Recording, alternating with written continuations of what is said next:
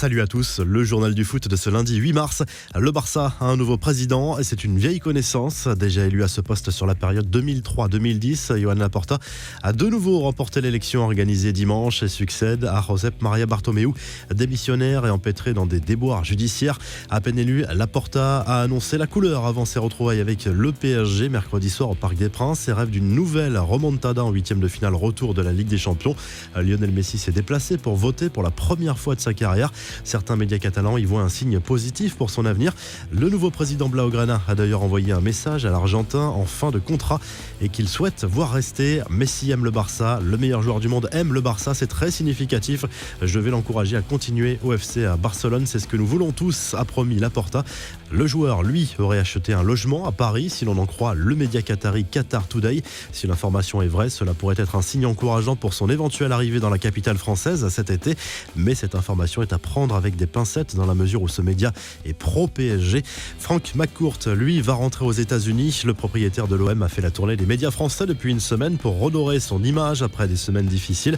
Dans un entretien accordé à l'émission Téléfoot, l'homme d'affaires reconnaît certaines erreurs d'appréciation depuis son arrivée en tant que propriétaire en 2016. Je me suis dit qu'il fallait que je vienne plus souvent à Marseille, a souligné McCourt avant de parler du choix de Jorge Sampaoli qui sera présenté ce mardi.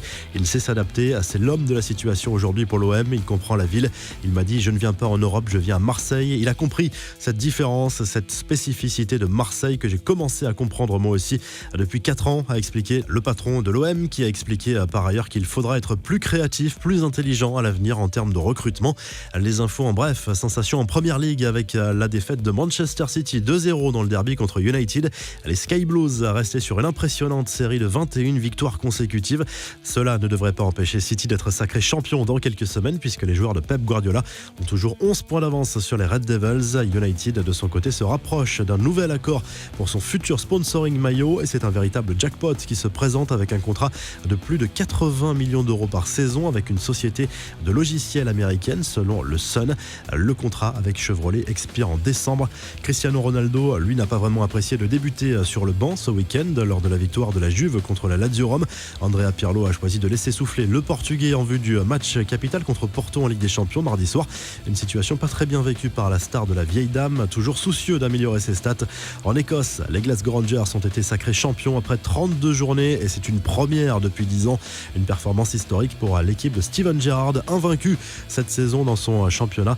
Sa parole est rare. Marcelo Bielsa a accordé un entretien au Canal Football Club. L'actuel coach de Leeds, passé par Marseille, a commenté l'arrivée de Jorge Sampaoli sur le banc olympien, souvent présenté comme l'un de ses disciples. C'est un entraîneur très connu, il a été sélectionneur de l'Argentine, du Chili, il a remporté des titres importants, donc peu importe l'avis que je donne, son parcours parle pour lui, a expliqué à Bielsa, qui a ensuite expliqué à quel point il avait été marqué par l'ambiance du Vélodrome. Avoir été au Vélodrome dans ce stade plein avec les supporters dans les virages, il faut y être et le vivre en tant qu'acteur, a confié El Loco. On file en Amérique du Sud après la Copa Libertadores il y a quelques semaines. Le club de Palmeiras a remporté la Coupe du Brésil en dominant le Grêmio de Porto Alegre 2-0.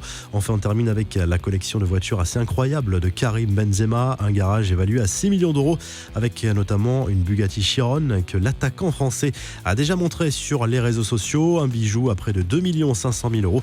Dans le garage de Karim Benzema, on a également des Mercedes, des Audi, une Rolls, une Ferrari et une Lamborghini.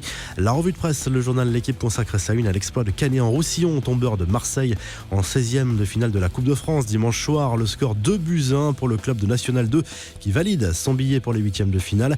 Ridicule, c'est le titre du journal La Provence au lendemain de cette énorme désillusion pour l'OM, déjà sorti de la Coupe de France. Et par la petite porte, Dimitri Payet et ses coéquipiers sont passés complètement au travers face à une équipe amateur dont le championnat s'est arrêté au mois d'octobre. En Espagne, le Mundo Deportivo revient surtout sur l'élection de Joan Laporta à la présidence du Barça. Le club Blaugrana qui a fait une bonne opération ce week-end en Liga grâce à sa victoire 2-0 sur la pelouse d'Osasuna. Le club catalan, deuxième du championnat espagnol, passe devant le Real Madrid et revient à 3 points de l'Atlético Madrid, mais avec un match en plus. Marca revient surtout sur ce derby entre les Colchoneros et les Merengues dimanche. Score final, un but partout. Benzema a répondu à l'ouverture du score de Suarez. Jan Oblak a été excellent dans les buts de l'Atlético. Et en Italie, la Gazzetta dello Sport revient notamment sur la victoire de l'AC Milan de 0 sur le terrain de l'Hellas Vérone. Les Rossoneri reviennent à 3 points provisoirement de l'Inter Milan qui joue ce lundi soir un choc contre l'Atalanta Bergame. Si le journal journal du foot vous a plu, n'hésitez pas à liker la vidéo et à vous abonner. Et à très vite pour un nouveau journal du foot.